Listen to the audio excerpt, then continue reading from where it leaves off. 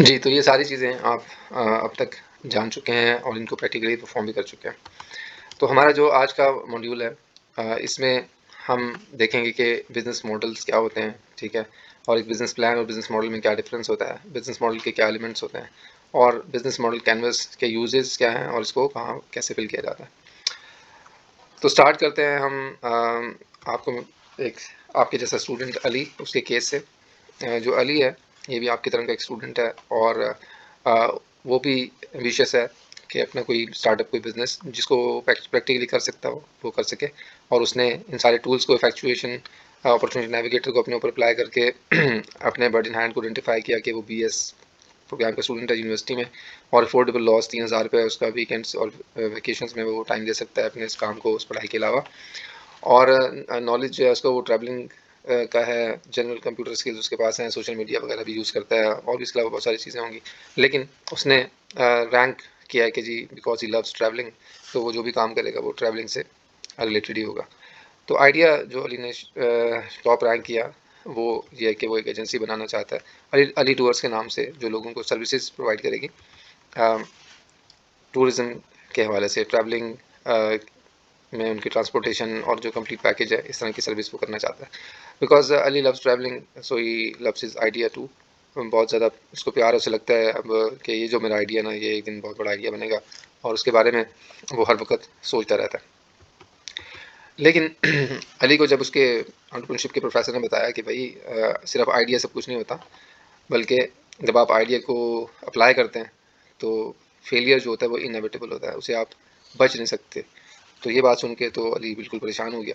उसने कहा कि यार मतलब ये क्या, ये तो मैंने बड़ी मुश्किल से हिम्मत बांध के एक ड्रीम बनाया था और ये भी ख़त्म होने जा रहा है।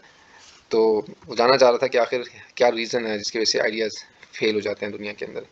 और उसको फिर पता चला कि जो सबसे बड़ी रीज़न है वो ये है कि आपका जो आइडिया है जब उसके पास कस्टमर्स नहीं रहते तो वो आइडियाज़ फेल हो जाते हैं। और कामयाब होने के लिए जो आइडिया है उसको हैप्पी कस्टमर्स की ज़रूरत है, क्योंकि कस्टमर्स नहीं पे करना है, कस्टमर्स नहीं आपके लिए फंड्स मुहैया करने हैं। तो यू नीड हैप्पी कस्टमर्स। अगर आपके पास हैप्पी कस्टमर्स हैं तो आपका आइडिया वंडरफुल है। और लेकिन अगर आपके पास एनफ कस्टमर्स नहीं है तो फिर आपका जो आइडिया है वो सर्वाइव नहीं करेगा और एक दिन आएगा कि वो फेल हो जाएगा। तो सबसे पहले चीज़ हमें डिज़ायरेबिलिटी टेस्ट देखनी होती है कि हमारा जो आइडिया वो कितना डिज़ायरेबल है, क्या कस्टमर उसको ख़रीदना भी चाहते हैं जो हमारी प्रोडक्ट सर्विस या इस तरह की कोई भी चीज़ जिसके ऊपर हम काम कर रहे हैं। तो डिज़ायरेबिलिटी टेस्ट करना ज़रूरी है। दूसरी जो चीज़ है जिससे आइडियाज़ फेल हो जाते हैं या कामयाब होते हैं, तो कामयाब आइडियाज़ के लिए इंपॉर्टेंट चीज़ क्या होती है कि जी वो प्रॉफिटेबल हों, कि आपके पास कस्टमर्स भी इनफ हों और वो इतना पे भी कर सकते हो और आपकी जो कॉस्ट है वो इतनी कम हो कि जिससे आप प्रॉफिट अर्न कर सकते हो। यानी आपकी जो कॉस्ट है और जो रेवेन्यू है उसके दरमियान में फ़र्क इतना हो कि आप उससे कोई नफ़ा कमा सकें और अपने एक्सपेंसेस को फ्यूल कर सकें और अपने स्टार्टअप को चला सकें।